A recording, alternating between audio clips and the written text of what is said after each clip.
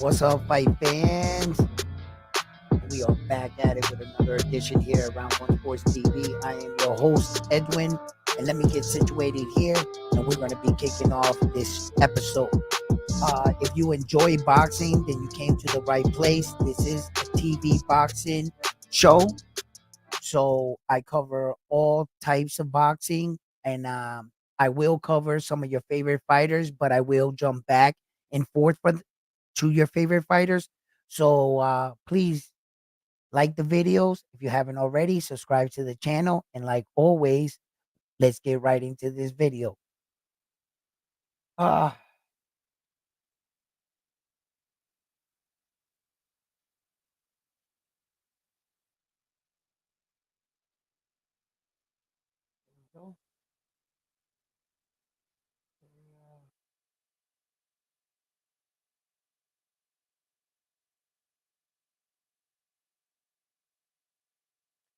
all right. What's up, Frontline? How you doing? In the building. All right. What's up, Frontline? How you doing? In the building.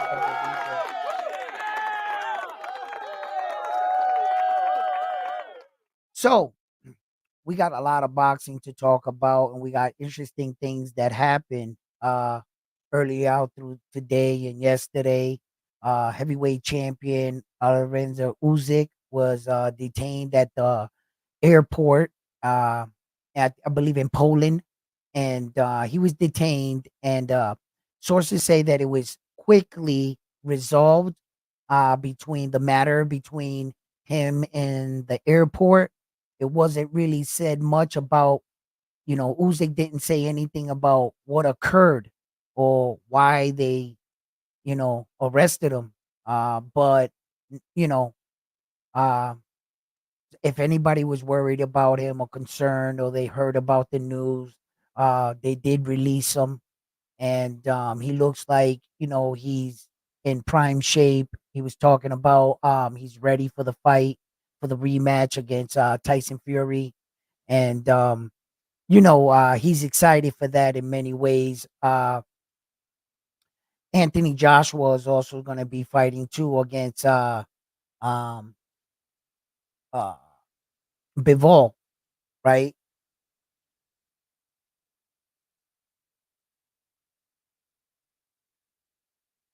I just had a ill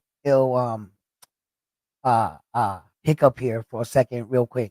I was thinking about the Usyk situation, and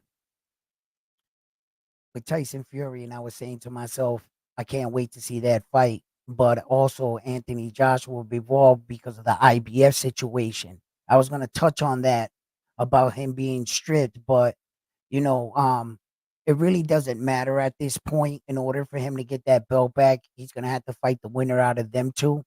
So it's not like, you know, um, like the situation with Devin Haney, because of all these belts and the things that are going on right now. Like Devin Haney being this unquote, you know, um champion in recess. And it gives him a lot of like leeway, loopholes, and rules as a status as a champion.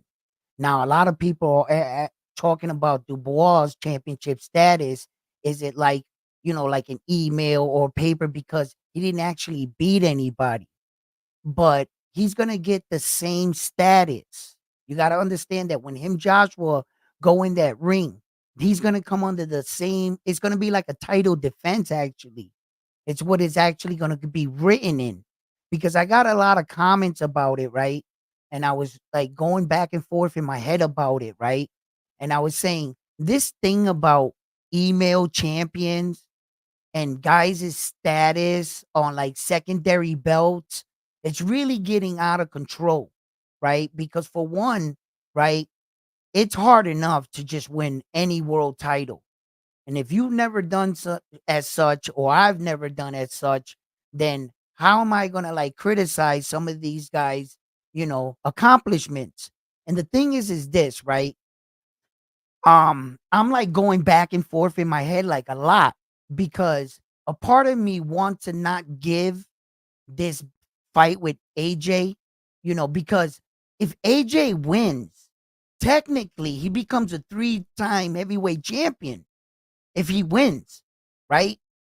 So that's coming off of a belt that a guy never actually won it. He never actually won that belt in the ring, but it's kind of like under the guidelines where, how when they fight for vacant titles, it'll kind of fall like under that. But people still don't want to give him credit for it.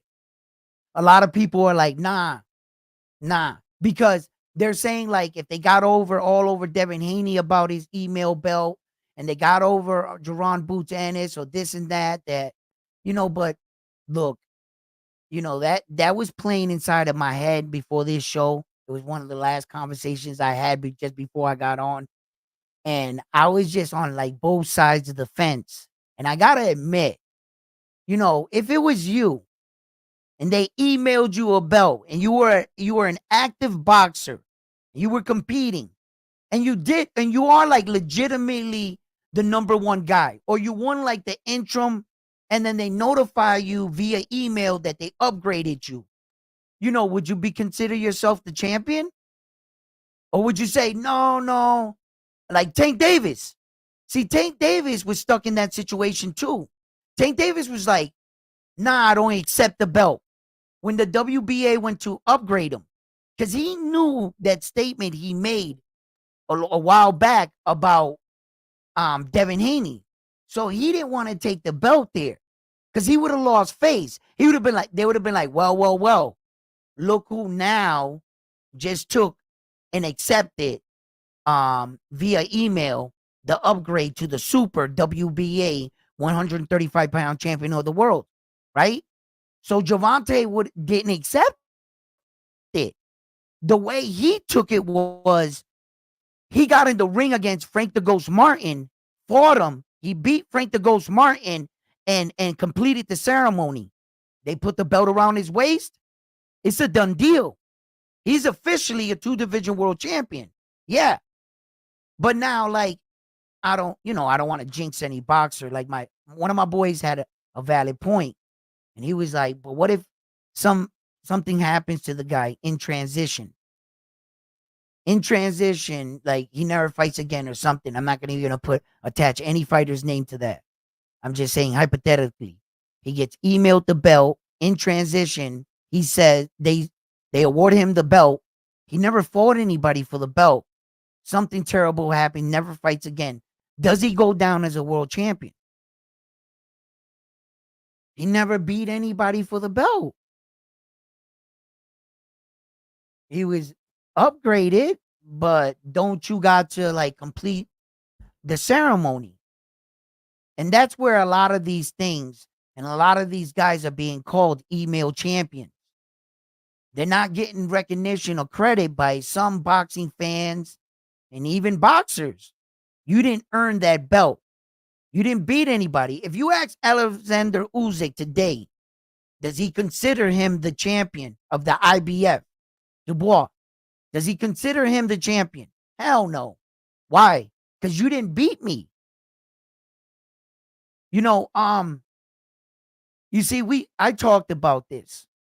Sometimes these boxers do deals among themselves with their boxing promoters, and they believe that everybody is going to go along. One of the like unspoken rules in boxing, if you have an IBF championship, check with them first. That's just like an inside joke in the locker rooms. Among champions, they say that because you got to make sure that everything's in line with the IBF and their schedule before you start agreeing to rematches, because the rematch is not the IBF's business. That's your business. Hopefully you didn't schedule your rematch without checking in with us around the time that a mandatory is scheduled for you. Because now you got to do one or two things. Usyk was in a peculiar situation. He found out. He was like, but wait a minute. Wouldn't I be defending your belt against Tyson Fury? And the IBF said, no, you would not be defending our belt versus Tyson Fury. He says, why wouldn't I? If you don't strip me and I go in the ring with Tyson Fury, I have all 4 belts. I would be representing the IBF. They says, no, you would be doing whatever you want with the IBF belt. Representing the IBF would be fighting your mandatory. That's representing the IBF. What you're doing is you're taking the belt, you're making a contract with another person, and then you're expecting us to go abide by it. And what we got to tell the number 1 ranked opponent that we promised him a shot at the title, right? What we got to tell him is, no, you need to wait because this guy decided to run a rematch with him. So now that affects you. No, it doesn't. So when the IBF went to Usyk and said, hey, yes or no, are you fighting the rematch? I mean the mandatory? He said, I can't because Tyson will sue me if I pull out. I said, all right, thank you. Have a nice day. They took their belt. You know where it's going to be. Now, a lot of people are mad by this. A lot. And I've been seeing it. I've been seeing it on a few channels and stuff. And they're not really calling him a champion. And if you're really not calling him a champion, then if Joshua beats him, what does Joshua become? Now, if Joshua wins, do you accept Joshua as a world champion off a belt you didn't consider to be a championship? What it mysteriously changes when Joshua wins. So now you're just picking sides. Now it's whenever it's convenient for you. Because if you're not going to consider, you see, you're going to have to give him championship recognition. I understand he got it via email, whatever, blah, okay, I get it. And this has been a debate for quite some time in boxing lately, where guys are being upgraded, elevated in the sport. You know, we've seen it firsthand. Many boxers, you can name off a few. Jerron Boots Ennis, Tank Davis, Devin Haney, and the list goes on. But this is common in the sport. Now, if you were willing to accept Tank Davis, what if Tank Davis would have agreed to the upgrade? Would you have accepted Tank Davis as a champion then? Would you have said the same thing? Is it because of a name, star status?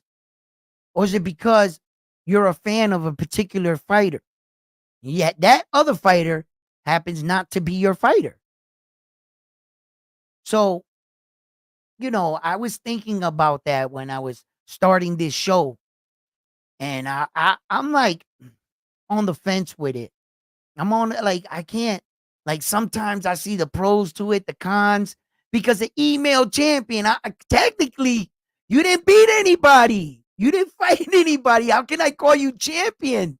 And when the people say that, they're right. You didn't beat anybody. So then on the other side, like, come on, man. Would you deny it? Would you say no? If they upgrade you via email, no. That is legitimately a world championship title. Not an interim, not a secondary belt. You are the man right now. They're about to mail you one. You're going to get it in the mail in the nice suitcase, crack that open. Tell me you're going to tell them no. Right? So, I don't know.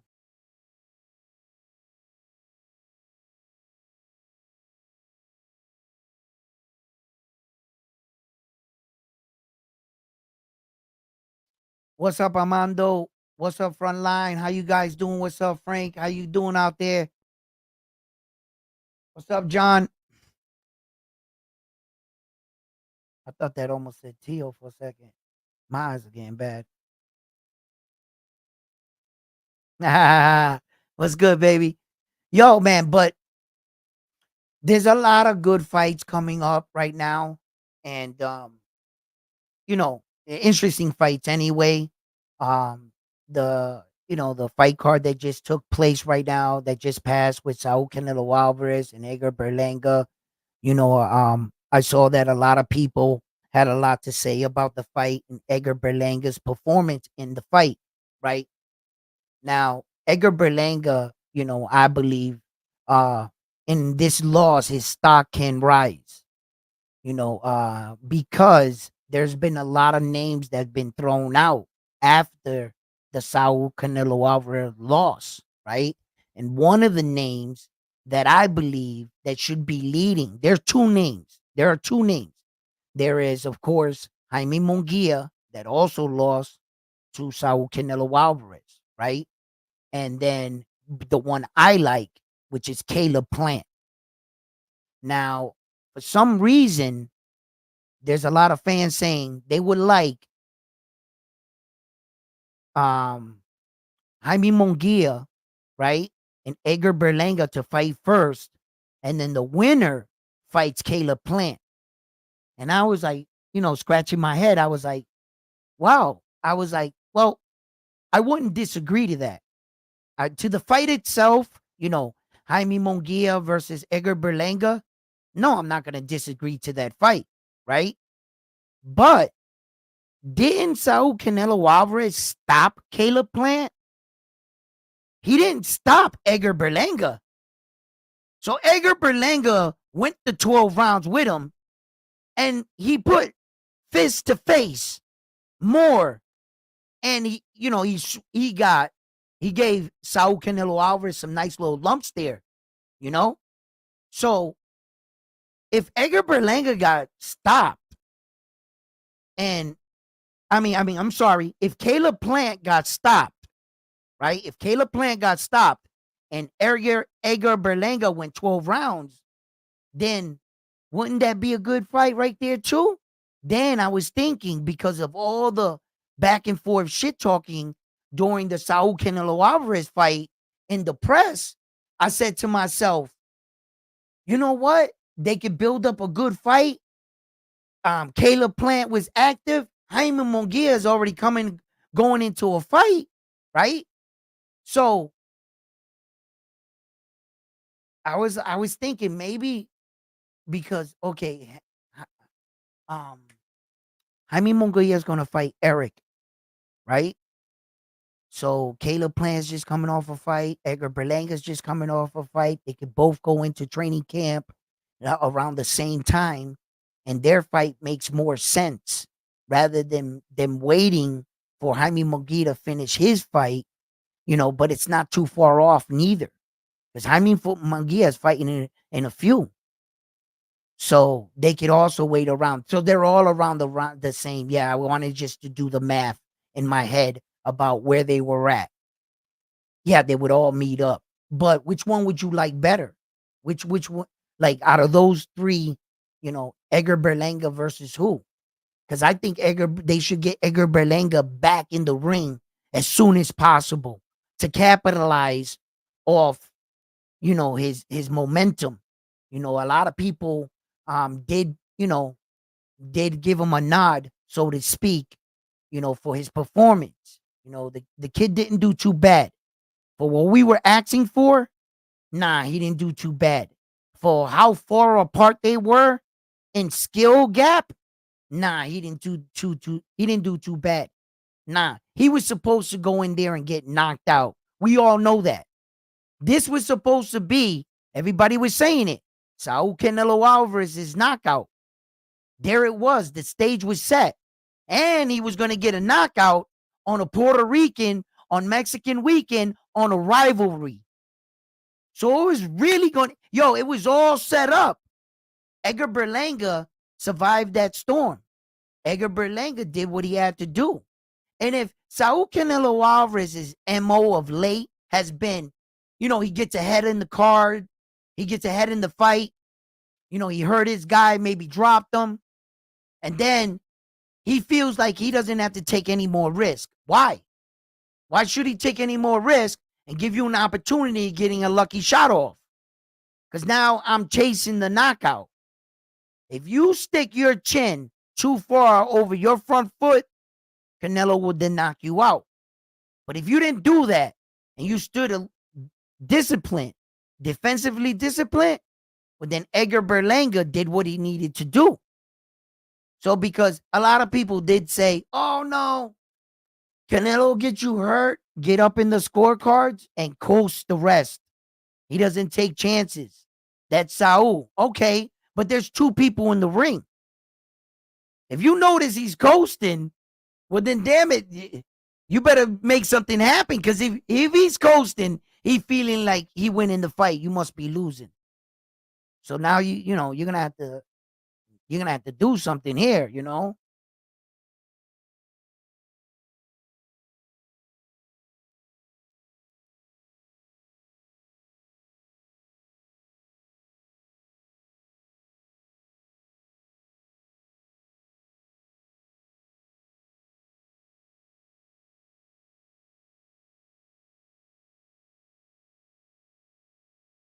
Who won more rounds?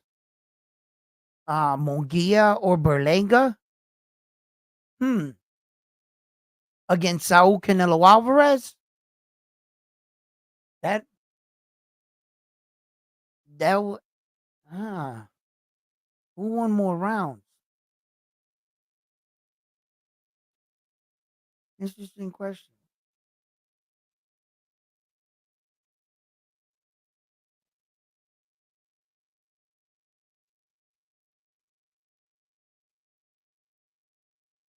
They try to assassinate Trump for a second time, man. Y'all heard about that? They arrested some dude, I guess, at like a Donald Trump was at like a golf course, but they said like the shooter didn't have range of sight, meaning he couldn't see Donald Trump yet. I guess he was waiting for him to play golf and get to that hole where that then he would have range of sight, I guess. I didn't really follow up on the story. I kind of was skipping through and I got bits and pieces of it, but allegedly they're saying that second gunman is going to try to like shoot the president.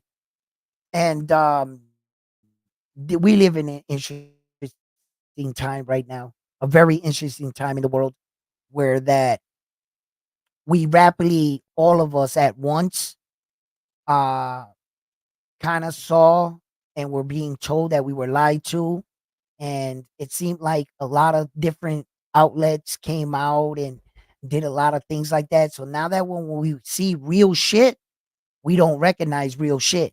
We have to like do away with it and say it's a conspiracy, it's this, it's that, because you're never going to be able to identify real shit. And that's what this did to us. Yeah. So that when, you know, real shit happens, they're gonna look at you and go, nah, that's fake.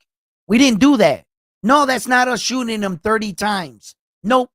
That's not what you see. And this is all orchestrated. That's not real. And blah blah blah. Case dismissed. Oh, thank you, Your Honor. I'm a hardworking man.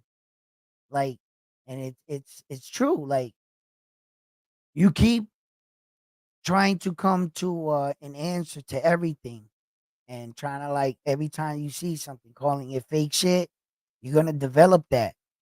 Every time you see some real shit happen on, if it happens to do with a video, you're gonna think there's some kind of cover up or something behind it. Because I don't know what to think anymore, but I find it entertaining. You know what I mean? You know, as far as the presidency goes, um, it was always told to me whoever has the most money wins. That's what I was told when I was a kid by my grandma. You know? So, but anyway, I'm gonna let me yeah, today we'll do that. I'm gonna drop the link in the chat. Chopped it up with Lionheart and Sam last time. It was cool. Just gonna drop the link now in the show. Talked about a lot of things. Oh, I wanted to cover some dates as well. What the hell's going on here? There we go. My little mouse is twisted.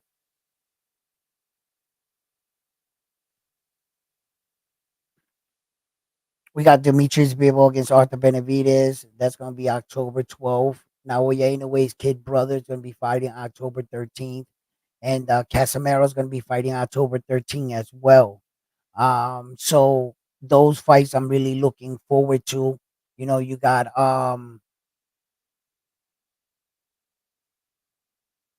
wait a minute. No, no, no, no. Demetrius Bivol and Arthur Benavidez October 12th, right? Oh yeah, I said that. And AJ versus Dubois is going to be September 21st. The Usyk versus Tyson Fury is going to be December 21st. Yeah, that's going to be in December. That's going to be a big fight right there because I think if Tyson Fury loses that fight, he retires. He retires. And something tells me both ways he retires. If he wins the fight, I think he retires. If he loses the fight, I think he retires. I don't know. I don't know, man. Yeah. I gotta like I gotta see what he looks like. If he looks worse than the first fight, and this one looks worse, and Usyk beats him worse, because it's one thing when you get in the ring with a guy that you already fought. He already knows he can beat you. He has that confidence. You're gonna have to beat that confidence out of him and start to create doubt in his head and show him that that night was a fluke and that you're a better fighter. You see, um, but when a guy does beat you and then so soon go up against you again, you didn't fight anybody else, so that you yourself could have trained for someone else and not really remember what you just know you beat him.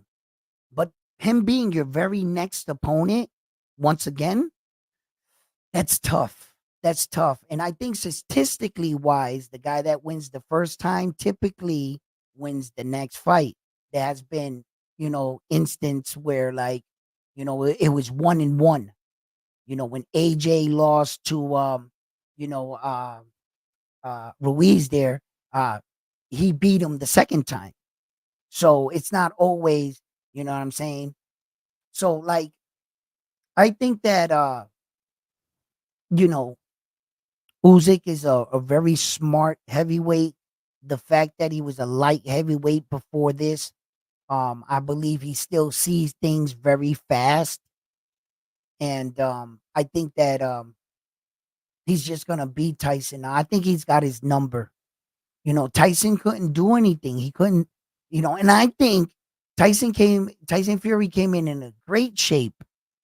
Look, I really thought Tyson Fury was going to beat him the first fight. Why?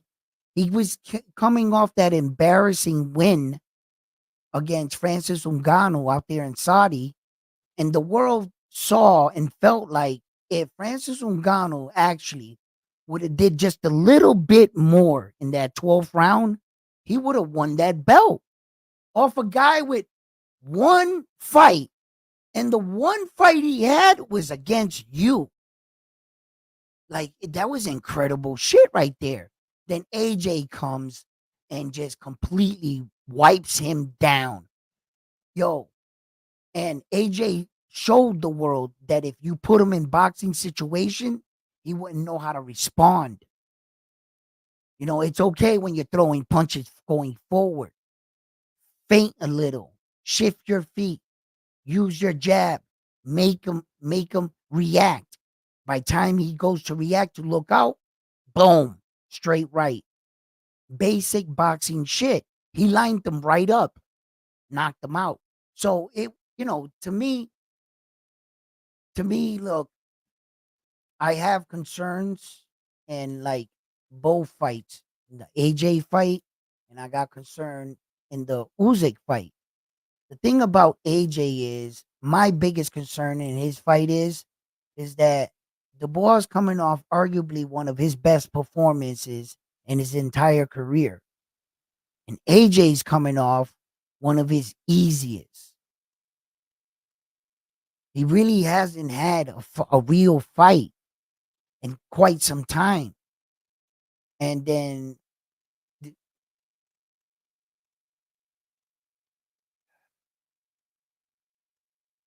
have I been? Am I thinking about Demetrius Bivol against Anthony? I mean, Arthur Benavidez. What's his name again?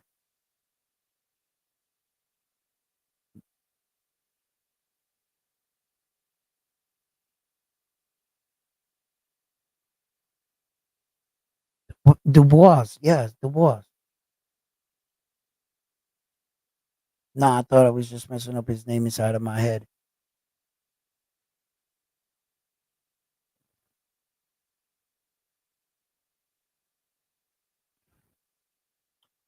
So, like, all right, where was I? I don't think that AJ, right? Um, I don't think that AJ understands. Like, he doesn't care. AJ's like uh, a skilled boxer. He's a legend. You know what I mean? Like AJ already has that mentality that he thinks that like every other fighter in his position, that he's good. Coming off a performance like that and not having a fight in between, I'm not sure if that's going to play a factor. I think that AJ just really thinks that, like, yeah, he can do that. But when you put up their last opponents against each other, um, it's it's uh it's Dubois that has the better of the competition. He's young. He's young. AJ's more skilled, and I'm wondering if that's another case of like Saul Canelo Alvarez and Edgar Berlanga. Even though Dubois has the belt now, but I think Dubois is a better skilled fighter than Edgar Berlanga was. So it's not kind of like on that level where that it's not like, because I honestly believe Dubois can beat AJ. I think with the performance he put on, AJ, he's getting up there in age. He's not a spring chicken. I understand that the magnitude is going to be real big. It's going to be in Wembley Stadium. And like when they have those crowds in Wembley Stadium and a fighter comes out of that tunnel, that can be a different situation, you know what I'm saying, for most men. But both of those guys are from over there and they fought in some pretty big Dubois fought on some pretty big undercards already, so I don't think it might not be that as like the lights bright, but I also might think it's gonna be it's a fight between them to see who's the best Brit, so to say. Dubois trying to snatch the torch out of AJ's hand for who's the bigger man over there where they're from. That's basically what's going on.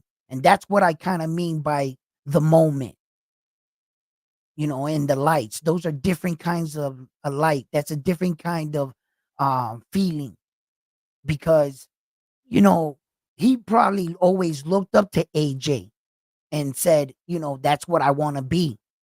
When AJ was at the height of the pinnacle of his career. And you would see him, he had all the 5 belts. He even had the IBO.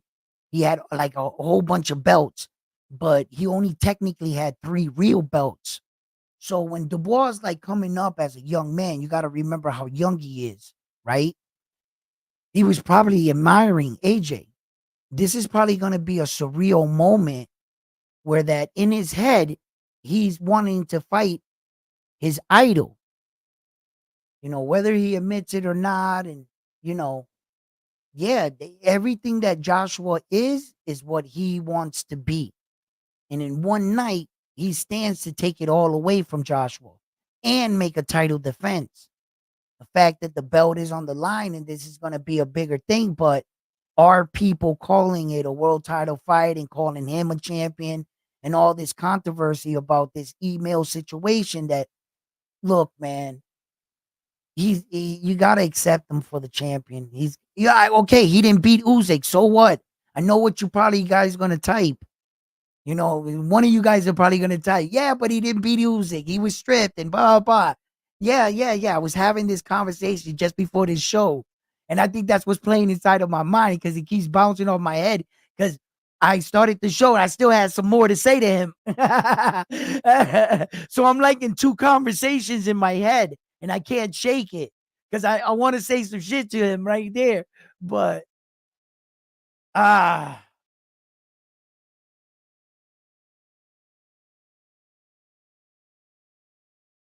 Yo, you got Casamero. Casamero's also fighting October 13th.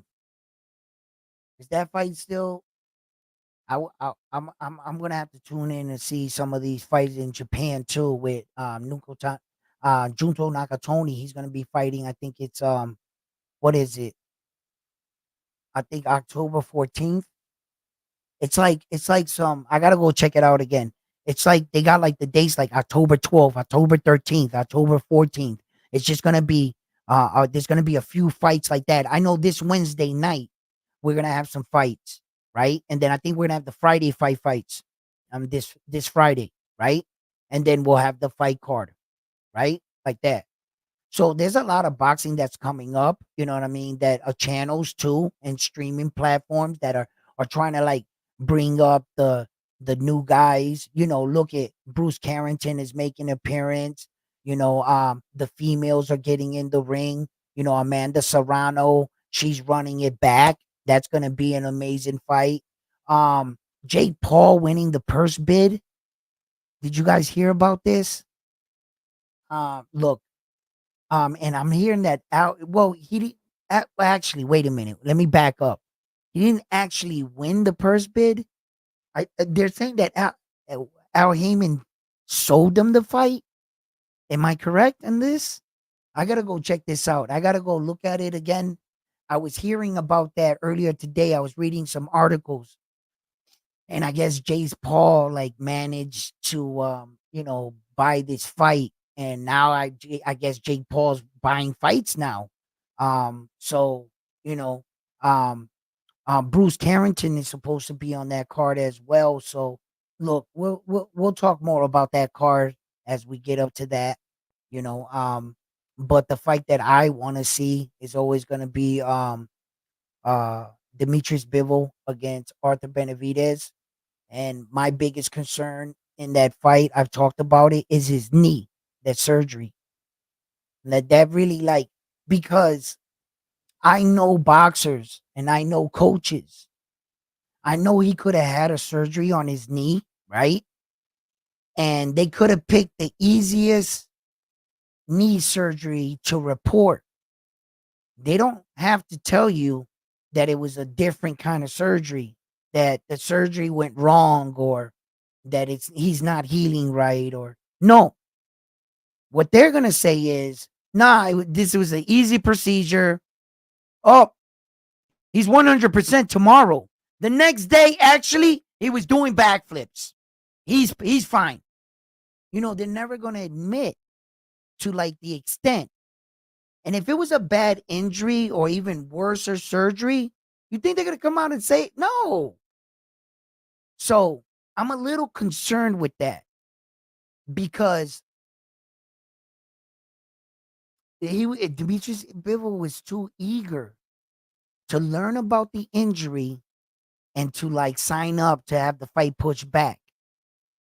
He was a little like, and I was watching him in some interviews of late and stuff. Like he has some situations there, I guess, with some girl, his wife. I don't get into that. I'm not gonna get into that. I hope he works out his problems. I'm gonna stay in boxing. And he was just, and I was wondering why. So I do know for a fact that coaches and fighters are not going to tell you that they're hurt. They're never going to admit it. No, and after the fight, oh, you don't even know this, but I fought the entire fight and I was missing my right arm. I don't know if you guys caught on. I didn't even have it. It got chopped off. Right? Right? All of a sudden they got a major injury after the fight. You know, I was nursing a shoulder, you know, whatever, back and but they're never gonna admit it. So that's my concern with that fight. My concern is he gonna have that burst off the knee? And could the knee become a problem, in the fight? As we've seen in the past that, there's been knee fighters that have had knee injuries coming into a fight, and after like 3 or 4 rounds, you could see they were moving awkwardly or gingerly on the knee, and it was apparent. And they had to switch up their whole fight plan in order to fight. So, yeah, that was like, you know, a big concern of mine, because if you could have all that power, but what good is that power if you can't land it? What good is all that power if Demetrius Bivol just stands on good range? And the one thing about Demetrius Bivol and that Saul Canelo Alvarez, he managed distance very, very well. He never let Saul Canelo Alvarez close the distance to him. He would always give him something like papa real, and then like the jabs were even like stiff, hard jabs, like pow pow, and he was keeping them at bay. He managed that distance the entire 12 rounds. It was beautiful to see. It was frustrating for Saul Canelo Alvarez. He couldn't find his way inside no matter what he did. Demetrius Bivol stuck to the game plan, and he utilized his jab all night. He kept popping it. Pop, pop, pop. Yeah, so uh, um if Arthur can't get that burst off that knee, I don't think that I think that's gonna be a problem. But if he starts, like Arthur, right? He's not a real mobile guy anyway. He's not like the best footwork bouncing always. I mean, he does. I remember when Yard hit him, boom, and he got his attention. Arthur started bouncing like this, right? Um, but I can't say if or not it's gonna play a factor. No, I can't say. I don't know what to think in this fight. Um, I'm not sure if his power catches up to him. What if Demetrius Bivol starts to have a lot of success early and sees that it's coming easy because he's not quite moving well with the knee, right? And fighters, what if he like staggers Arthur or something, and he's like, yeah, I want to get him. There he is. One mistake can cost you the fight. One mistake.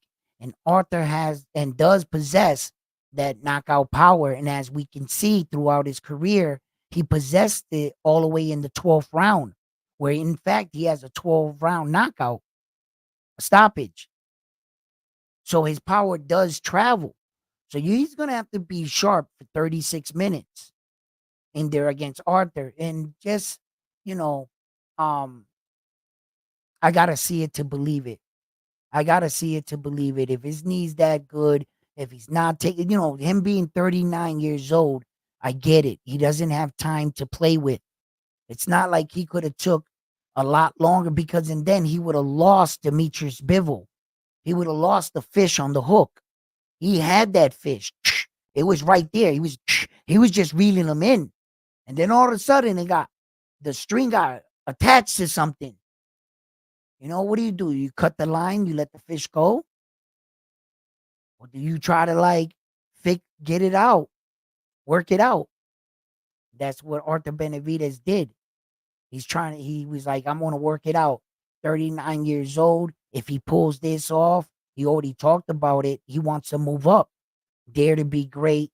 How many more years is it gonna take him to accumulate all 4 belts, in the cruiserweight division? I don't know.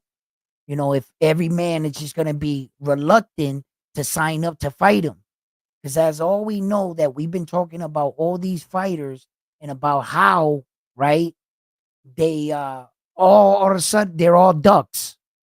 Shakur Stevenson's a duck, Tank's a duck, Jerron Buchanan, somehow he's a duck too. Um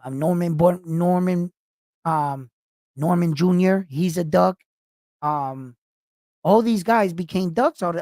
Loma in the fans perspective. They just taking that word, and everybody's a duck now. They just attaching it to everybody. You're a duck. No, you're a duck. No, you're a duck. Right? And technically, some of these situations are what they are. Nah, that's a duck. Right? And then some of them can look like it, but I don't really believe they are, right? For instance, when Brian Norman Jr. and Jerron Boots Ennis entered this agreement, and I was, I've been like, man, it was a bad look for him, right?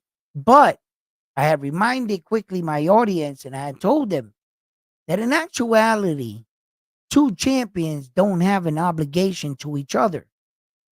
Meaning, you're not my mandatory. I actually don't have to fight you. All I got to do is fight the people in whatever organization's ranking system I'm under. So if I have the WBA World Championship, all I got to worry about is the WBA #1 opponent.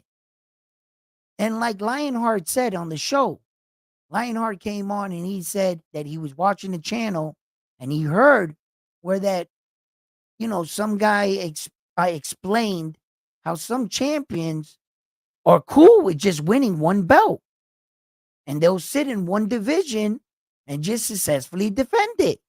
They had no intentions on unifying. They had no intention of doing nothing until another fighter comes around and says, and shows interest in his belt. And he turns around and says, how much is it worth to you? And then if the number agreement isn't met and one of the fighters walk away, now he's a duck. Not technically. In that situation, not technically. Because as a champion, you got the right to do what you want to do. And you can't put that title, ain't you in the sport of daring to be great? Well, maybe he's not. Ain't you in the sport to chase legacy?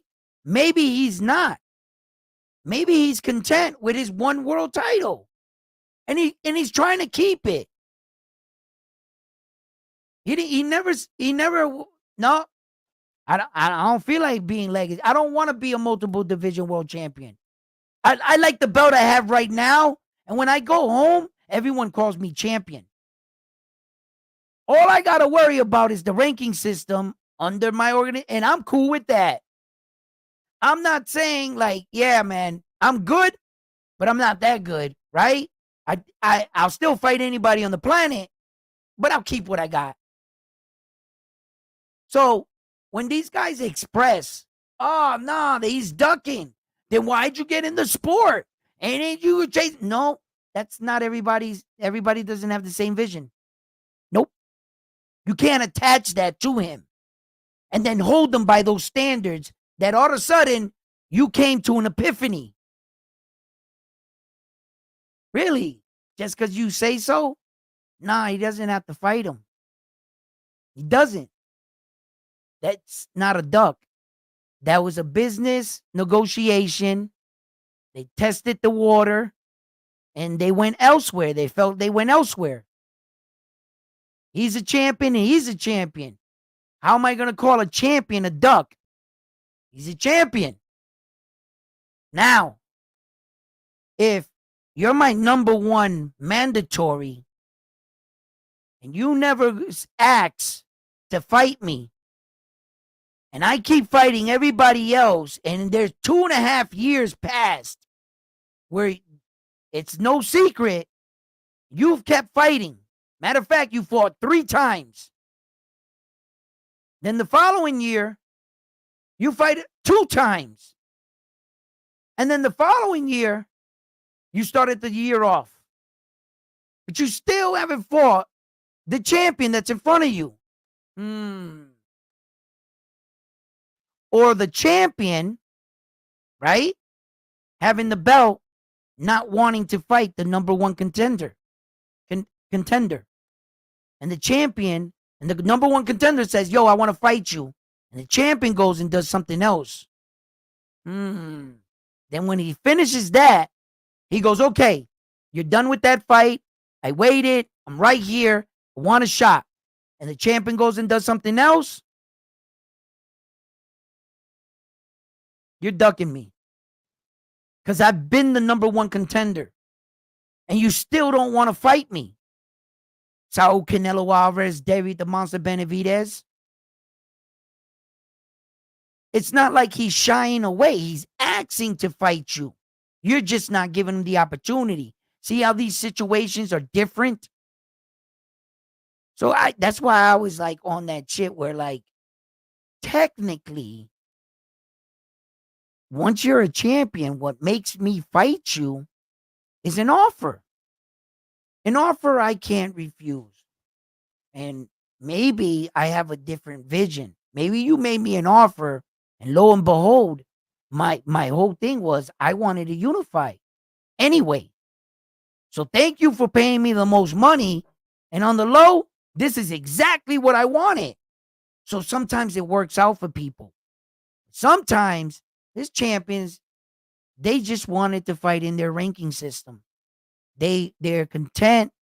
They're what you call uh what's that word I'm looking for? Um where like the fighter is real loyal to you. You know, there's been IBF champions that were great IBF champions that didn't really want to fight for any world titles. Felix Trinidad went on an ill IBF run. You know, Subriel was trying to do the same. There's been a lot of champions that won just one particular belt. Floyd Mayweather went on a run with the WBCs. That's basically all he wanted to win was the WBCs because they treated him good. There was no reason for him really, to go get these other belts because all he needed was this one and he was doing quite well with them. I don't think his ticket sales would have went up any further if he had two or three of them. No. In fact, he did. He had three at one time. He never got the fourth one. But there are fighters that want to do that. So I can't I in some situations I really got to see what's going on. And I think that Brian Norman Jr. was a young champion. I think he wanted to see if he could at least do a couple title defenses, meet back with Jerron Boots Ennis. Maybe, you know, uh, who knows? Maybe they can get Mario Barrio. I mean, Mario Barrio is fighting what's his name, Roman, right? And nobody wants to see that fight. And I mean, nobody wants to see that fight. Rather than him fight Jerron Boots Ennis and unify, but Mario Barrio doesn't want to do that. Mario Barrio's like, man, who do you want me to fight? Nah, I think I'd rather keep my belt. I think I'm gonna go this way. I'm gonna go fight him. And because of that, he's a duck. Nah, he's not a duck. He's a world champion that's choosing to do something else, not to unify and have your vision. Nah, that's your vision. Maybe Mario Barrio's not interested in unifying. Maybe he's cool where he's at. He has the right to do that. According to Mario Barrio, he fought the fight he needed to fight to win the belt. For that this guy can get stripped so he can be upgraded in position. Bing, bing, bing, bang. Is he the champion? Guess so. I guess so. So,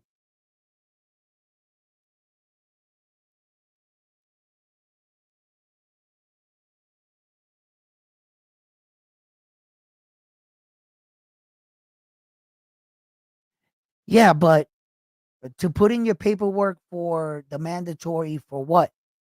Right? Depending on what belt you're fighting for, is how you get that title fight. I just want to be perfectly clear. Like, if we were to go, right?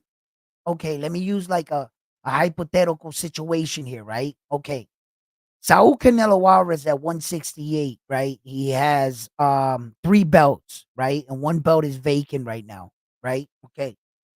So William Schofield is like the number one contender, right? But William Schofield is not the number one contender in the WBC.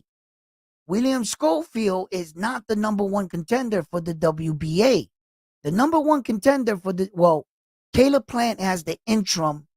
Edgar Berlanga, it was, I guess, or they're gonna upgrade the list. I gotta go and check it out because I know some names are gonna move around. But for instance, Jaime Munguia from last time I knew, Jaime Munguia was ranked number 2 by the WBC. Jaime Munguia was ranked number 6 by the IBF, and Jaime Munguia was ranked number 5 by the WBO. You see? So it's not like you can just box. You're just in the ring boxing, and all of a sudden somebody gives you a phone call and says you're the number 2 ranked. No, you never fill out the first paperwork that says IBO, I'm interested in following your ranking system for potentially one day to compete for your world championship. Now, as a fighter, you can enter all 4, or you could just enter 1. You can enter 2 or just 3. Wherever you feel that your career or what organization is talking highly about you and that you've been creating buzz coming up the ladder. And then all of a sudden, IBF's, you know, people are going to come up to you and go, hey, you're interested in fighting in for our belt? And they give you a patch. And you see the fighters that are not champions sometimes, and they get like these medals and stuff, and they get the patches. Some depending on what organization, the WBO will give you a patch, WBA, WBC. Typically gives you like hats and black these shirts that say the WBC. Each organization promotes their belt different. Then you're gonna get the opportunity to say yes or no. Then you pay sanctioning fees to these organizations for being in their ranking systems and competing for a secondary belt, an interim, or if you're lucky, a world title. And that's how that goes. So it's not like you can have a favorite fighter. That guy beats the number 1 contender, but never entered in any of the ranking. Maybe if as soon as he knocks him out, they're gonna have a talk with him the next day, and then they're gonna place him high around the rankings. I mean, the ranking system sometimes moves around fast, you know, and you can in a victory you can really catapult depending on who you beat. So, like if, for instance, if my man with the mustache and the mullet, Trevor, would have beat Caleb Plant, where you think his name would have skyrocketed to? So yeah, definitely, definitely, definitely.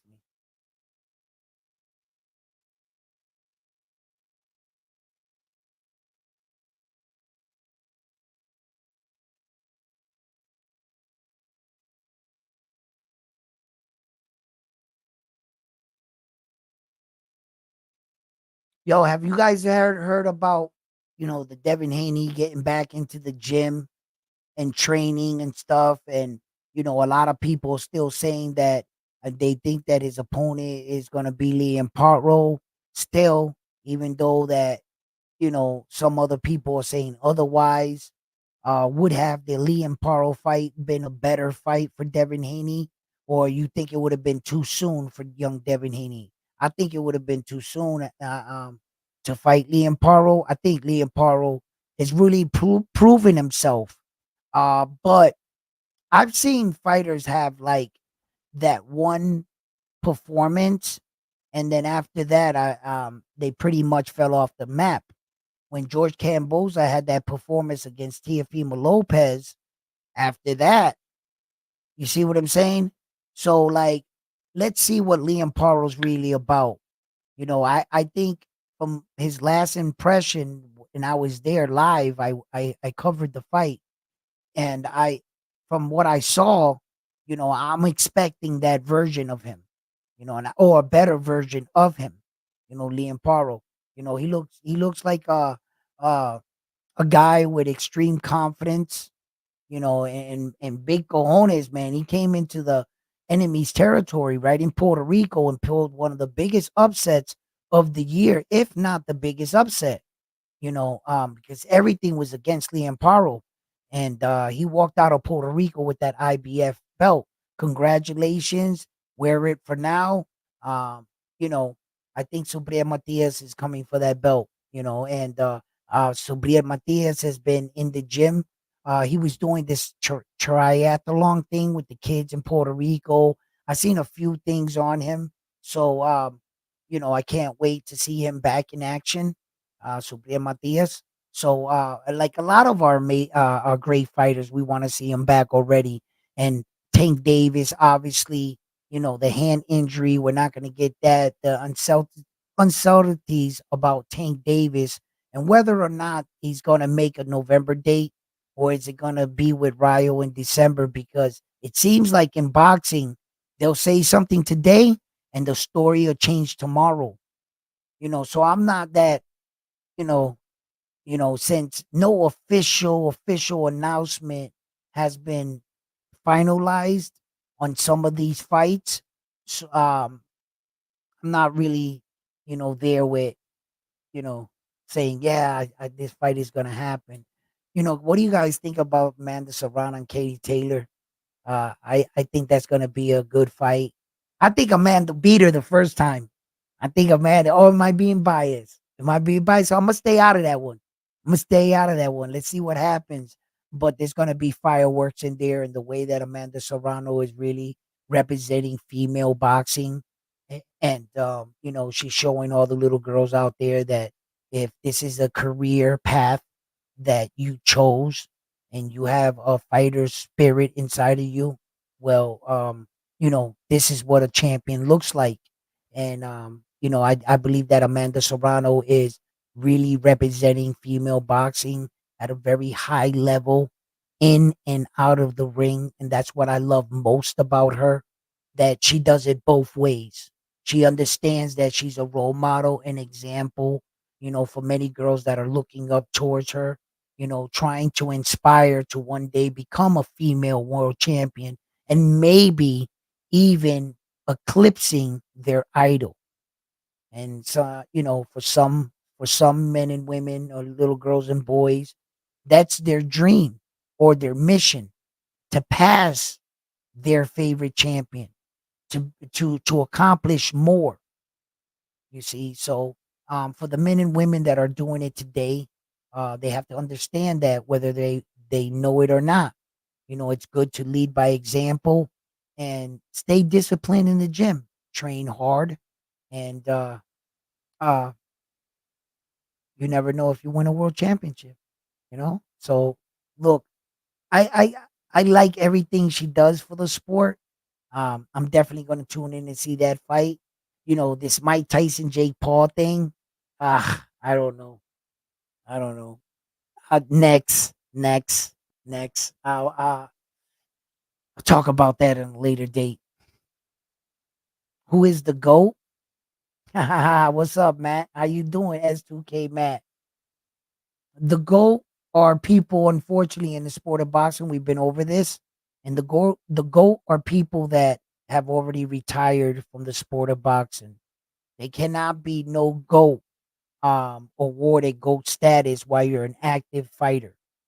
Yeah, unfortunately, in boxing, you have to retire because, as we all know, boxers don't retire well. As you can see, Manny Pacquiao is still trying to call out fighters and get his old ass in the ring. What happened to Behab, Bernal Hopkins? What happened to him? He ruined a legendary career and a legendary. He defended 4 belts. He fought for 4. He was the one with Oscar De La Hoya. They fought in Las Vegas, right? What was it?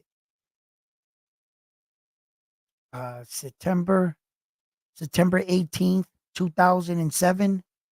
Oscar De La Hoya and Bernard Hopkins fought in Las Vegas to unify all 4 belts, and that's when it officially, and if we had to pick a point in day and time in a fight, that the WBO became recognized by all major sanctioning bodies as a world championship, and that's what triggered the 4 belt era.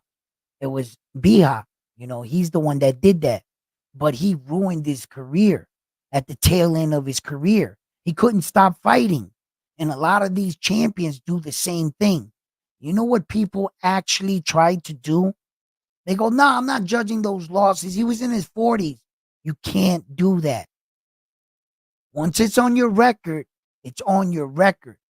And that's why you can't be considered the GOAT while being an active fighter because, yeah, your fighter could have been dominant, undefeated, multiple belts, multiple world division in their prime, right? Never lost. Then all of a sudden, they start fighting late in their career. They get knocked out 5 consecutive times in a row. You're going to consider that guy the GOAT? He got knocked out brutally 5 times in a row. And the last time they knocked him out the ring, he landed on his head. Boop. They ain't gonna give that man GOAT status. No. So the men that have GOAT status, boxing is truly a sport that it's like divisions. There's no division in baseball. There's no division in basketball. There's no division in football. You might call it a division, but did anybody's weight limit change? Did any of the rules change besides baseball where the pitcher does bat? That's where a real rule actually changes. When American League plays the National League, the pitcher has to bat. That's a real rule change. So when you're fighting in boxing, you actually have weight divisions. So the men actually get bigger and smaller. So by that statute, you have the right to pick a GOAT in almost every weight division. It's going to be hard to do because remember, all GOATs must go against each other. And the way that you get to a point that nah, like Ali and those kind of guys for heavyweight championships, how would I ever dare say that a guy like 122 pounds, man, because of accomplishments, boxing is truly, you have to judge it just like you judge your fighter as a whole. I'm starting to realize that there are men and women that gave back to boxing into the sport and they were never boxers. They put Rocky in the Hall of Fame not because he was a boxer, but because his contribution to the sport, the eyes and the passion that he brought off the story Rocky. And when you say Rocky, what sport do you think of? Boxing. He did his job. Thank you. And there's different ways you can be honored in these these ceremonies and these places, these prestigious places. So yeah, yeah, that it just there's there's there's a lot of different ways I'm starting to see. And when we judge things, we have to judge it as like, what did you do throughout your career, and you know, what did you give back to? And there's been fighters that have been in the Hall of Fame. Yeah, there's a fighter I believe that was in the Hall of Fame because of his career and his coaching career. That's trivia. Tell me what his name is. Yeah. Jay Paul was what?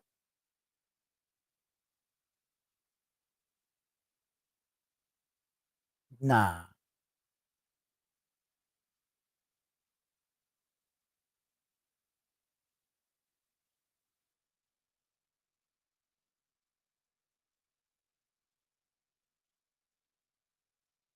I won't hold my breath. He won't read it. Who me? I won't read it. Who's the greatest heavyweight boxer ever, big bro? Who's the best heavyweight boxer ever?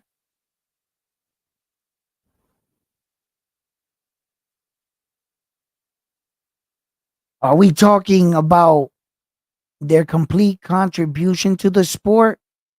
Or are you talking about on paper? Or are you talking about historical victories and like what they did? Because there's different conversations that over through the course of the years, they get intertwined and they don't know how to separate the two. Because if we were talking about the best heavyweight on paper, like I don't think it's gonna be Ali. But if we were talking about the greatest heavyweight of all time, it would be Ali. Yeah, it would. Because Ali was a different kind of man. He was a different kind of creature, bro. You got to admire what he did. Ali was the type of champion at the end when we talk about, oh, you fight the best.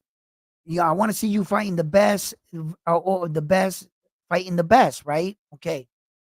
When you talk about that famous line that we got going on today, that's fucking what Ali actually did in his and what Saul Canelo Alvarez is not doing today, Ali is doing exactly what we would want him to do. Ali in his fucking 40s fought all the best heavyweights. He didn't shy away. For God's sake, who is the man that was basically retired from the sport how many times that came back and fought George Foreman? That he was a monster. No one was gonna fight Big George. They Ali signed up. Howard Cosell begged Ali. He was literally crying. He said, George Foreman's gonna kill you, Ali. Please don't do this, champ. You're old. When we're talking about the best fighting the best, real warrior shit. Yo, he fought Larry Holmes how many times? In his prime, when he was 35, undefeated, Ali. He legitimately went in there and he fought the best. He was a different. Saul's not doing that today. These dudes ain't doing that shit. Shit, not even Terrence Crawford's starting to do that shit now. Now he wants these fucking money grab fights. They all at some point start to shy off. So if we were talking about real tough men, yeah, I gotta give it to Ali right there. But if we were talking like, wins, losses, percentage, you know, um, I mean, arguably we can always sit here and say that the right fighters never caught up. And a lot of these guys did slither their way around some of the tough fights and attack the guys when they were older in their career or going through issues. You know, Lewis, he has a good argument. He has a good argument for one of the best heavyweights, but there's just too many. There's just too many guys that I think fought better, stronger competition as heavyweights. But on paper, wins, losses, their losses affect them. And that's where you're like, damn, you know. And some heavyweights were managed better. They were managed better. They were able to, and it also depends your era, because there was been times. Come on, guys, let's be honest, that the fucking heavyweight division was trash. There was like nobody there. And Dante Wilder's going on 40 fucking consecutive knockout streak, 17 world title defenses, just right-handing everybody. You know what I mean? And when it comes to find out, the curtain was revealed like, yo, this man can't fight. So different eras. Yeah, come on, man. There was when Ali fought, the heavyweight division was rich with talent. There was just a bunch of killers, man. All through, man, listen. Come on, man. Ken Norton Jr., George Foreman, Frazier. Jesus Christ. Sonny Liston.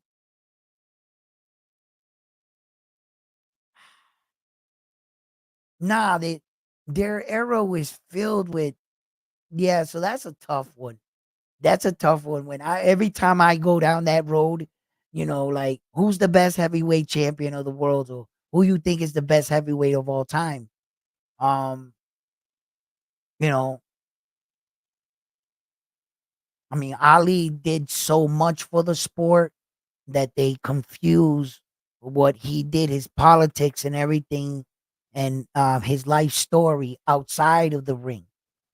That it became a point in time where, like, media and everybody, the Muslims and everybody wanted to see his next move. It was like becoming to a point, it was no longer what he was doing in the ring.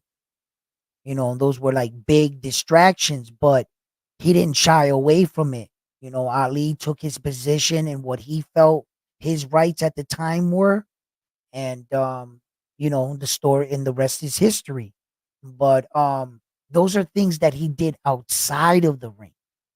What we want to count is what you did in the ring, what you actually did, not what he could have became if he would have never went to jail. Had Cassius Clay would have continued his reign, would Cassius Clay ever be beaten? Because Cassius Clay is undefeated. Muhammad Ali lost. Cassius Clay, nah, that was a different creature. Cassius Clay was a monster. So, like, when he started becoming like in the middle, like, yeah. But hmm, that's a big one. That's a big one because my bias part of me is gonna say Mike Tyson.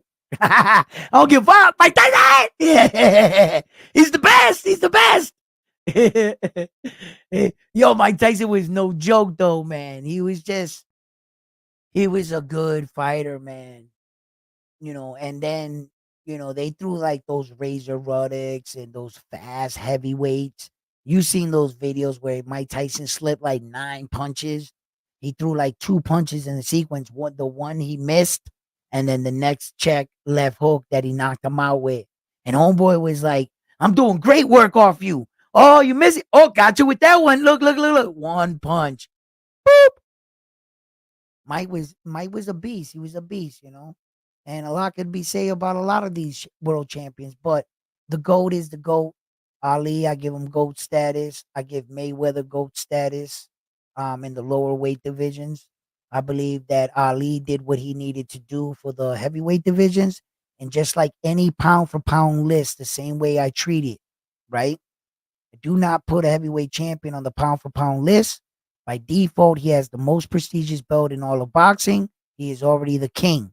So since he starts off as a king, then we look at the number one, right? Same way with the heavyweight championship, right? Okay, GOAT status. Heavyweight champion has to have GOAT status. GOAT status amongst all other divisions. Floyd. Floyd. I gotta give it to him, bro. He didn't lose, man. He did it pretty impressively. Arguably, you could argue about his competition, but in the height of it, he fought the who's. Um, he took the torch from Oscar De La Hoya. He fought the fights he needed to fight. Um, and nobody made more money than him. And it's just an as an overall, it's hard to beat him when you got guys got like um people that they're trying to put at a close second next to him. The next guy that they have next to Floyd in a lot of people's books is Manny Pacquiao with 8 losses. 8 losses. And out of those 8 losses, he got knocked out 3 times. And that's what I mean about these fighters fighting way past their prime.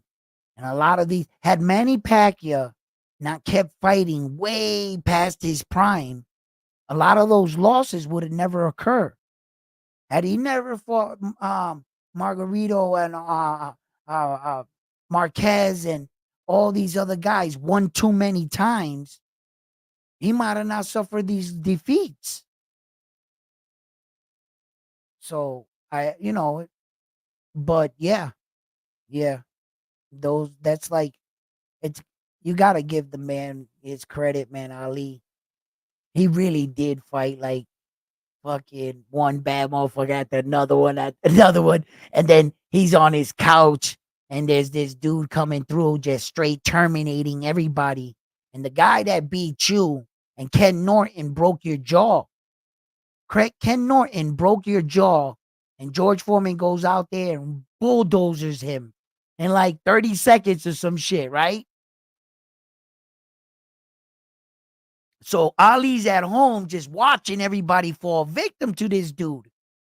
And he gets off it and he starts, I'm a train. Ali's face was like this. He was fat. He was like that, right? And look, he fought the best and won the fight. Yo, he was amazing. Ali was truly amazing, bro. It really was, man. He took some crazy fights he shouldn't have been fighting, but you know, he fought them top fighters, man. I bet you if David the Monster Benavidez was in Ali's division, he would already fought him. I believe that much.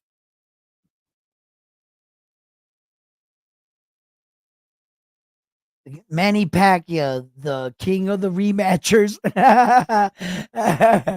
Yo, he fought everybody excessively. Yeah, he's fought Tim Bradley 3 times. He fought four times. What's his name? Marquez. Uh man, he just fought them all, man. Way too many times, man.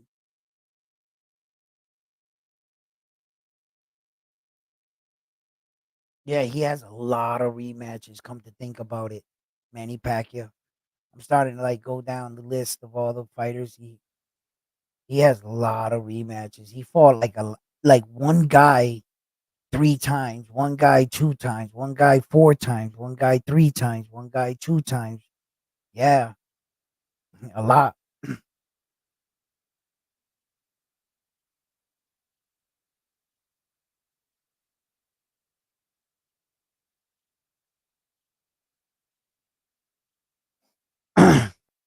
The Gatti fight was an amazing fight, right? Because I can remember the Gotti fight like it was yesterday. I was young, and I don't know. I was like somewhere between my teens or whatever. I can't remember exactly, right? But I remember just before that fight, Gotti was becoming pretty popular in the Massachusetts area. You know, I'm from Boston at the time. We just moved out to Boston from New Jersey, and you know, he was getting real popular, and nobody wanted to let Floyd Mayweather through the door. He was high risk, low reward. Mayweather. He was so good, and Roy Jones was telling him, "Yo, Mayweather, you're gonna have to calm down. You're gonna have to let some of these guys hit you." Because if you keep going out there and you just keep wiping these guys down, nobody's gonna want to fight you. And Arturo Gatti, and he's what you can do with Arturo Gatti, you could fuck with his ego. You could attack his ego. Arturo Gatti was the kind of man that his persona was a machismo persona. And Flame Mayweather knew that. And he waited until one time he ran into him in a casino somewhere. And he was, yo, Gotti, why don't you fight me? And young ass Mayweather, right? Why don't you fight me? You ain't no champion. I'll beat the shit out. Bah, bah, bah, bah. And Gotti, in front of everybody, you know, he didn't like that. You did right, I'll fight you. I ain't scared of you. You know, I'm pretty sure Gotti had his own choice words, right? But Gotti gave Mayweather his first shot at pay-per-view status. He let Mayweather through the door when no one else would give him an opportunity. So I take my hats out to Gotti because he had a shitload to lose that night. Why take that risk of fighting such a high risk fighter as Mayweather? Gotti claimed he wanted to test himself of what they considered to be one of the best fighters, right? At the time. But Mayweather didn't really have no star status. In that fight is where he did it. Mayweather decided not to let another fighter hit him in the face, at least on that fight. He was about as perfect, and like that's probably one of the first times that I experienced that I actually, as a somebody watching boxing match, I was a young man. I wouldn't say I was like a kid. I had seen my share of fights and I've been in them already. And I was watching that fight and I had to look away. I was like, damn, Gotti. He was getting his ass wiped down. And I was like, wow. And the thing is, for the first time, I noticed something in a boxing match. Arturo Gatti was the WBC world champion of the world. And that is the first time in my life that I was in awe. I was stunned. I couldn't believe if you was to say this to me that any, and I mean any world champion, first of all, you're a freaking world champion. This is not your first fight. You won, knocked out the who's who to become a world champion. This is the first time I've ever seen a world champion not land a single punch in a single round. And he threw like, I don't know, 20, 30 punches. He didn't touch Floyd. Boxing statistic, he lands 0 punches and threw so many punches. I was stunned. My jaw was like, I was like, he can't touch him. And Floyd, and it wasn't like Floyd was running. Floyd was right in front of his face. He was brutalizing Arturo Gatti. This wasn't one of those situations where Floyd was on his bike and the guy was chasing him for deer. No, that was none of that. Floyd stood right in front of him and beat the brakes off that man. And every slip, slip, slip, counter, slip, mistake, counter, slip, slip, boom. It was brutal. I would have never thought that I would ever witness a world champion not be able to at least hit his opponent with at least one punch the entire round. I never thought that was possible. I was like, come on, he's a world champion. He's gonna at least hit him with a jab, right? Come on, give a world champion that much credit. Bro, not one punch. I was stunned. I was like, I couldn't believe that shit. I was like, I would have never thought something like that was possible. And it goes to show you that, Floyd was just on a different level. He deserves everything he got. Maybe people don't like his persona, his attitude, or whatever he does. But if you can trade places with Floyd Mayweather, and the second you trade places with him, you get all his criticism. You get everything they say about him. Remember, you just traded places with him, so you just became Floyd. Would you give it up? Would you automatically tell yourself, no, you want to know what? I'm not the GOAT. Nah, I don't deserve none of that shit, that status. I feel that there's better people than me. Would you? Would you just, if you wake up Floyd Mayweather tomorrow, you got to take all the criticism just like he does every day of his life, right?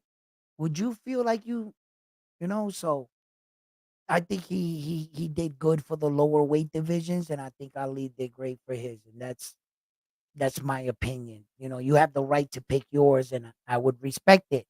You know, you know. But yeah, now that's speaking on the books. That's speaking real, right?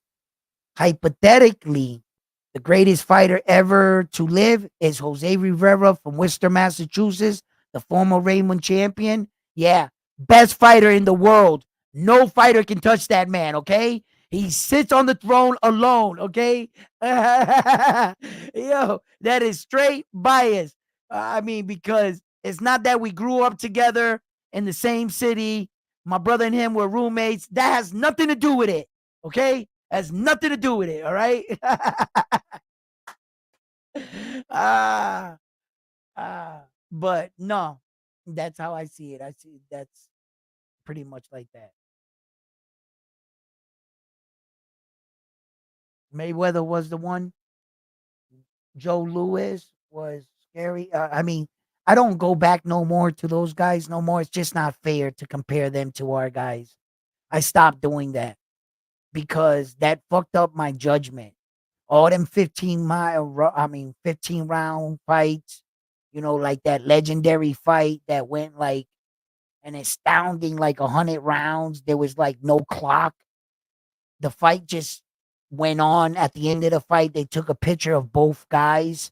It was just a bloody mess. They had like one professional fight, and that was it. They did an entire career in one night. It was just a meat grinder, and rules had to be implemented, you know. So I stopped doing that, but absolutely 100%, those are the men that paid the way. The Joe Lewis's, those 100, the Sugar Ray Robinsons, absolutely, you know, those kind of men, are what, and those kind of champions are what, started most of all of this, you know. Um, so they are to be commended, like the Rocky Marcianos, all of them, all of those guys, even Schilling, Max Schilling, the guy that fought against Joe Louis, even him, and I mean every boxer, because without those men and women, the sport is not what it is today. Without those kind of fights that kept the people interested in this kind of sport. You see, so I gotta commend them, yes, but I'm not gonna compare them. Yeah, those are just, it's just too far, with that. But honorable mentions, absolutely. Those are like the gods of boxing, man. They sit on like the Mount Olympus of boxing, those guys, and they deserve it. Like how like they say, kind of like you got like your forefathers, the George Washington, the Abraham Lincolns, like that. And I believe Joe Louis, the Sugar Ray Robinsons, and whoever else you want to pick, how to put up there, and it's respected, because that's where this all, we wouldn't be where we are at today without those men. There's no way. Yeah. So the 100 round match, you seen that? Yeah, yeah, yeah. You know about that, Eddie? Yeah, I saw that, bro. Yo, that them both them dudes, they were little dudes. They were little, but they didn't have, I guess, that power to knock out, but they had good power, bro. They both their face looked like meatloaf. It was horrible. They never fought again, but they fought on that day like savages. Like, I mean, men were men then. I don't know, man. What's so different? But there was a lot of controversy because in the 15 round fights, right? If you go back and you look at some of those fights, Hitman Hearn would have beat Sugar Ray Leonard had it not been for a 15 round fight. When the 12th round was concluded in the Sugar Ray Leonard and Hitman Hearn fight, Hitman Hearn was winning that fight on the scorecards, hands down. He was winning that fight. Sugar Ray Leonard came back to stop him. Had that fight not been 15 rounds, Sugar don't win that fight. So I don't know. I know that men were a lot tougher, but kudos to the men today for being smarter. Absolutely. Kudos to the men for recognizing that they were looking at their favorite champions, and as they were moving along, they were watching the difference in their old champion. And when they would go back and talk to them, they started recognizing that, we weren't designed to take punches to the face like this. And there's a price to pay for being a prize fighter. Why do they think they pay you all this money? Why? You better not spend it all on gold chains and houses and BBLs and boats, because I think you're gonna need that for medication and nurses and shit to come visit you in your house when you can no longer be trusted to be walk outside because you outside walking around with your underwear and a bra on your head, not knowing where the fuck you going, and you going straight down the street and you've been going that way for 5 hours and no one knows who the hell you are and you don't know who you are. It's a crazy. Everybody has different side effects. Some the Ali, he had they try to contribute to Parkinson's and all this other stuff. Nah, that was them George Foreman punches. You know how all everybody else crumbled on the George Foreman punches? Ali took them, and he took brain damage for that. And some of that right there, George Foreman has to do with. Well, you damn right he did. And how about Ken Norton Jr. that broke his jaw, and Frazier that dropped him. In all those wars he been in. That's what happened. Look at Hitman Hearns now. So in the sport now, when they're getting some of these athletes, and I mean some, because if we really think about it, not all these athletes are in the $1 million bracket. Some of these fighters still haven't covered gone over $100,000. Yeah, just ask Brian Norman Jr. in his last fight. What did he make? $100,000. His last fight, he made $100,000. So, not all these guys got these multi-million-dollar contracts. In fact, the only people that are really fighting for that kind of money is the Anthony Joshuas, the Tyson Fury, the I don't even think Terrence Crawford's making that kind of money. Not like Tank Davis money. Tank Davis's money is bigger than Terrence Crawford's, and Saul's is slightly bigger than Davis. But I'm not sure of late. I think Tank Davis is about to take that number one spot for the the highest growthing boxing athlete. He might. I gotta check the numbers on that one, but I know they right there. But besides those men like that, you know, David the Monster Benavidez has been reduced to fighting on undercards. Um, Now, yeah, Inoue is not making nowhere near their money, even though he's an amazing champion. I believe his last fight he made $6.7 million. He's not even on the radar, bro. That's why he has to come to America to make that Vegas money, baby. You get that Vegas money, now we talking. We're talking 20 million and upwards plus pay-per-view, you know? So he can pull a big gate, huge gate. Oh, I think he'll do over $5 million gate. Now, yeah, in a way, yeah. So there'll be the gate, there'll be the purse, and then the pay-per-view sales, like that. See what happens. But he's not making no fucking Tank Davis money. Jesus, nobody's making Tank Davis money. What they offered Devin Haney his next fight, like 1 point something $1 million. These guys are not making that kind of money. Not unless they fight each other, and which is crazy to think that all you gotta do if you want to make some serious money, fight Tank Davis. Why isn't Shakur, Loma, and all these guys just lining up to fight him? The money's right there. You know why? Because trying to secure the bag, there might be some damage that'll come with trying to get that money out of Tank. Like, it's like go in the cave and go get that. You might not come out the cave. You know what I'm saying? Like, it's not easy to fight Tank. And they're just, and you would think he's like the biggest star.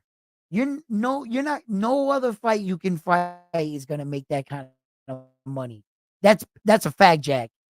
And these guys don't seem too eager to fight him. Yeah. I don't know what Loma's doing. I don't know what's going on. I gotta go check more about that. But Naoya Inoue right now, look, uh Bob Arum wants to really bring him to United States. And since I don't see anyone really in his way right now. Until I see Sam Goodman step in the ring with him, then I'll believe it. Um, but he's proven it. You know, he says one thing and does another thing. Sam Goodman, and that's where I'm kind of at with him. You know, I'm like, man, this like everything is another thing with this guy, and I'm starting to think that this guy just, you know, you're just full of shit, bro. You know what you were doing, where you were gonna try to wait out Naoya Inoue, Naoya Inoue. You were gonna try to wait him out. Had he announced that he was moving up to 126, with his track record, whenever he had the four belts and he went to the adjacent weight division, 30 days later, he vacated all the belts. He doesn't hold on to the belts. So they knew that they were the mandatory for two of the belts. I believe it was the IBF and the WBO, right? So they knew Sam Goodman. So they try to wait him out. They went and took that tune-up fight, hoping that he went and fought TJ Doheny, knocked him out, and announced he was going up to 126. Now he's like, okay, he didn't go up to 126. Now I'm going to fight him. It's kind of like in football when they're going for it on fourth down. And what they're trying to do is just get you to jump off sides. If you don't go for it, then they gonna kick the ball, you know what I mean? Do the right thing, right? So Sam Goodman try to see if Naoya Inoue would jump off sides and go to 126, and he'll get his title defenses against whoever, you know, they pick for the vacant belts, and Sam Goodman will become world champion. Sometimes boxing is a bit of strategy as well. You know, I could see where they were trying to do, but he was 100% trying to wait out Naoya Inoue. I've seen that 100 times. Yeah.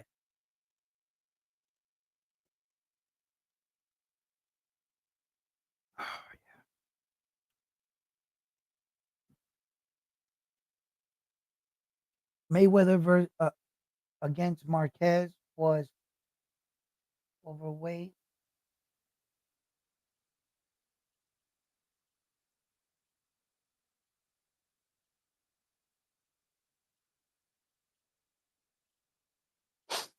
I think Mayweather, you know, a lot of these guys, you know, like Mayweather fucked up the sport, and he helped the sport, right? The way I say fucked up the sport is because he introduced the O, and one of Mayweather's claim to fame was, I'm undefeated.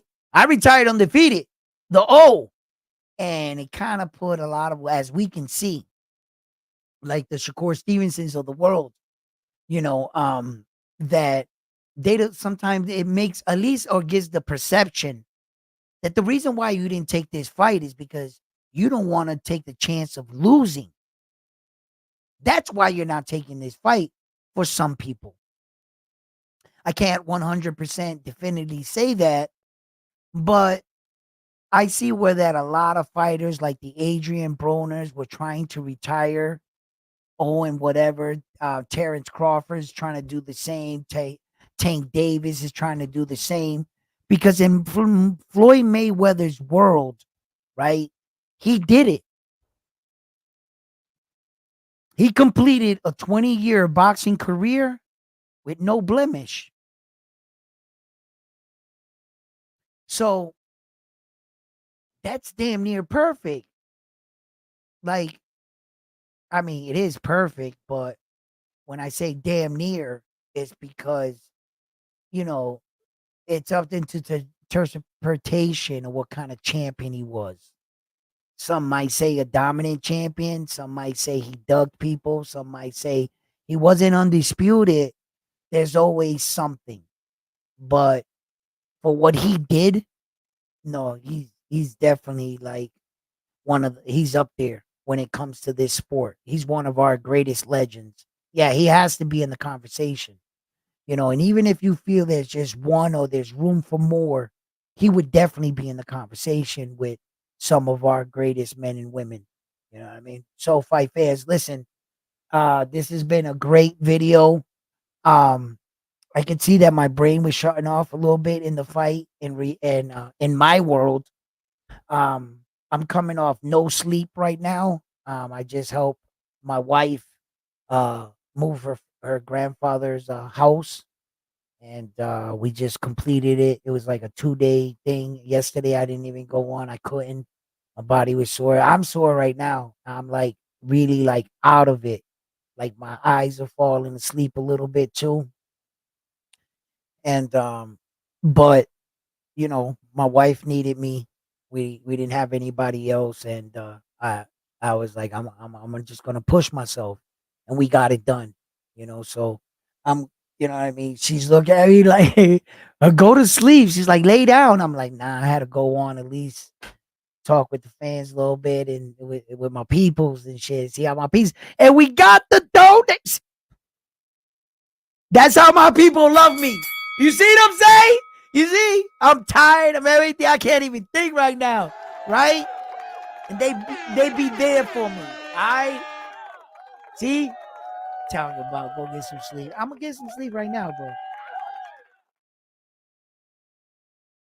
Let's throw that up. We got the $10 donation. Zero fallout.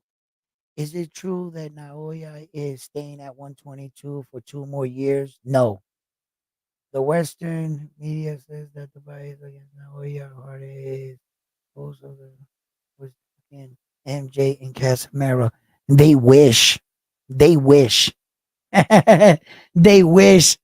Zero fallout. Thank you for the $10 donation. They wish that Naoya Inoue was ducking them. Ducking Casamera. How many fights does MJ have? He's already lost. Ducking MJ. Yeah, right. Naoya Inoue beat tougher men than that on the way to a fight. Fuck out of here, man. Casamera. Casamera, man, he's got to show the world that he's got October 13th. We'll see. You want to see what he looks like? We'll see. And they take away that air ventilator. He's all done. Come on, man. Naoya Inoue would beat the crap out of that dude. He's a tough. Well, Casamera has been in like some brutal fights, hasn't he? Like he's always been in like that fight where like a brawl breaks out or the clash of heads or it's like a wrestling match and the dude trips him and he's been in like some real street fights in the ring. And because you can do that and pull off victories doesn't make you a skilled fighter. What you think? You're gonna come try to rush in with Naoya in a way? Tell me how that works out for you. He's a sharpshooter. Now Naoya Inoue, he is a sharpshooter. He will if you try to pressure him like that and like this, what you gotta have with that pressure has to be like a wild attack. Unfortunately, Casamera throws his punches just straight enough. He's not like a wild fighter. He has his own unique style, but he does have a style to him. Naoya Inoue would read that style and pick him apart. And I'm judging the Casamera of today. Okay? I'm not a Fantasy Island guy. I'm not judging Casamera 5 fights ago. No, because he's not that Casamera. No, he's not. I'm judging Casamera right now. He'd get beat down by Naoya Inoue, and that's the truth. Casamero would have to beat some guys to prove. Well, why don't you beat some of the guys that Naoya Inoue has fought first? At least beat them. You beat them, make yourself in this 2-year thing. That's a mixed translation. I saw the interview myself. I have spoken about this on my channel several times, and I said it. I said it. Naoya Inoue, when they talk in Japan, I'm telling you, This 2-year mark started when he beat Paul Butler and he went to the 122. He was going to give himself 2 years in the 122-pound weight division, is what he said, because roughly that's how much he thought he would have, per fight. He was going to move up 2 pounds. Every next fight at 122, it would be a 2 more pound, right? Okay. In which I said, Naoya Inoue is preparing for something. And I shared this with you guys. You don't do that if you're just going to stay at 122. You're preparing. You're gradually moving upwards to make that leap. Now, at 115, I did notice one thing. He defended his belt 7 times at 115. That was a long time at 115 right there for him. He stood there for a while before he made the decision to move up to 118. 118, he fought several fights. His last fight was against Paul Butler. Then he made the decision to make it at 122. When that interview came out, and he was saying that 2-year shit, remember, guys, and I'm trying to tell you guys this, that translations don't always come out the way you want them, right? For instance, in my culture, I'm Puerto Rican, we speak Spanish. If I was to explain some of the things that I say in Spanish, in actuality, the way I would word it in English would probably be backwards.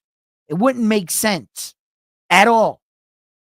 So sometimes when these guys are saying these things in Japan, I'm trying to tell these guys, it's not, I don't think it's worded right, because it doesn't make sense to do another 2 years here. That's another 6 fights.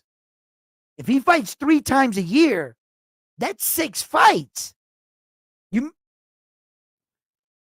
doesn't have 6 opponents at 122 that'll fight him. Where is he going to find these imaginary 6 fighters at? Where are they? Once you run out of MJ,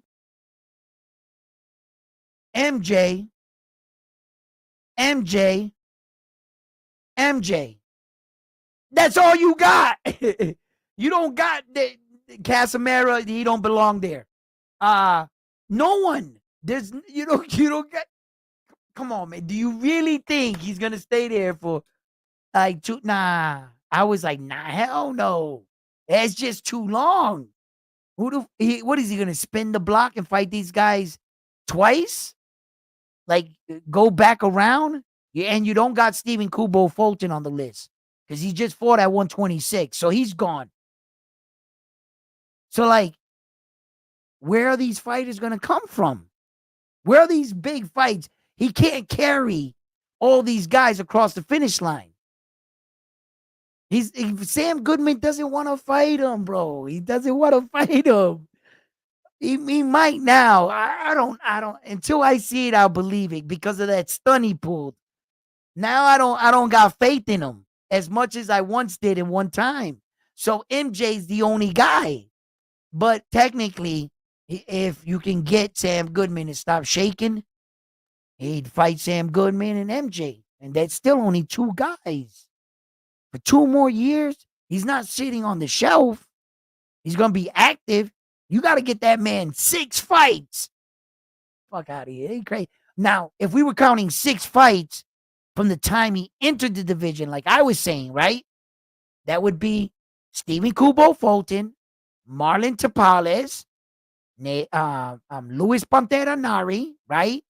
TJ Doheny, his next fight here in December, and the one in Vegas makes the 6, the transition to 126.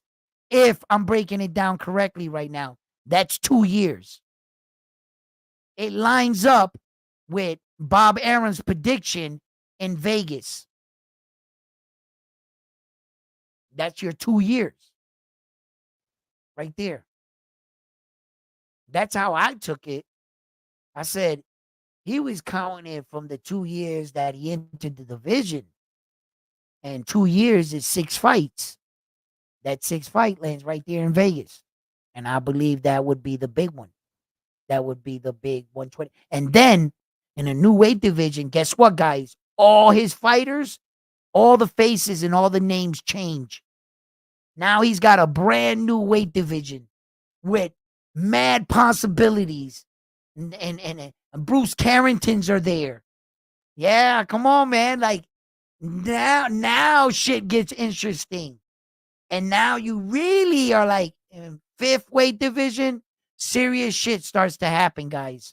In that instant right there with Naoya Inoue. He's truly a special fighter. And if you don't know much about him, I encourage you to go watch his highlights. Look him up. Give my man a shot, bro. And if you love boxing, he's just gonna be one of the. He's soon he might. Naoya Inoue has just one problem. He just has one problem. Sooner or later, he just might become your favorite fighter. That's his only problem. Because he's gonna win you over. So fight fans, listen, thank you for everything. Let me wait. What's up? My man Eddie has something to say, right? My boy, thank you for all the into your piece.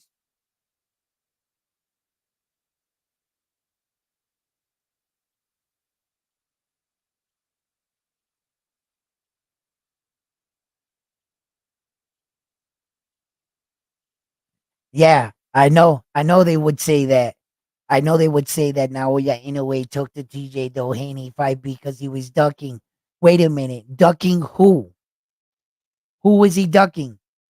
Because since he entered the 122, he fought the best 122 pounder in the world, and Stephen Kubo Fulton was a unified world champion. He fought the next unified world champion right after that in Martin Tapales.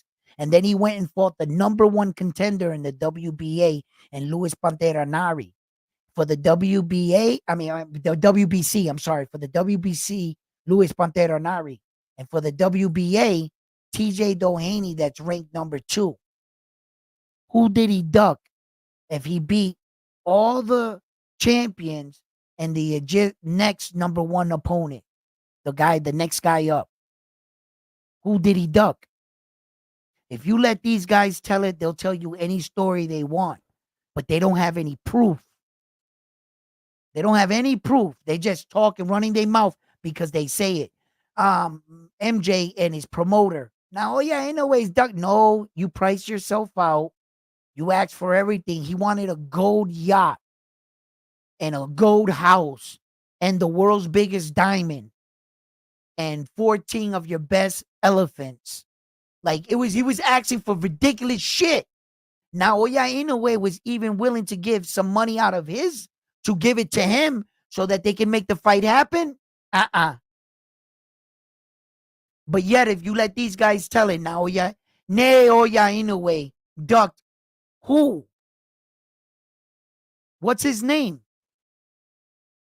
Please, anyone. They're all full of shit. And TJ Doheny, thank you, TJ Doheny, one more time for taking this fight against Naoya Inoue when no one else would. When no one else would step up and sign on the dotted line, but just run their mouth on YouTube, TJ Doheny said, I'll fight him. We got yourselves a winner. How is that a duck when he's the only man that'll fight you? Let me see. Naoya Inoue, you have a huge selection of men you could pick. What is the selection? TJ Doheny. And no, TJ Doheny. Where's the rest of them? Where no one else showed up to the audition? I got 4 belts. I'm willing to fight anyone. TJ Doheny, I guess it is. That's not a duck. That's somebody stepping up and answering the call. This guy was busy all of a sudden. This guy had a fight scheduled. This guy had hemorrhoid surgery. This guy couldn't fight because he had a bad case of diarrhea. They said everything but let's fight to Naoya Inoue. So if you want the truth, Why don't you tell them to tell the truth? No one wanted to fight that man, and that's the truth. Get the hell out of here. Talk about he ducking. These people are crazy. And his wife, yo, I respect her because she's a staple in boxing and he's a former world champion. And I know who she is and everything. And I'm always going to let her tell her piece and everything. But I know exactly who she is. And she can't stand in a way.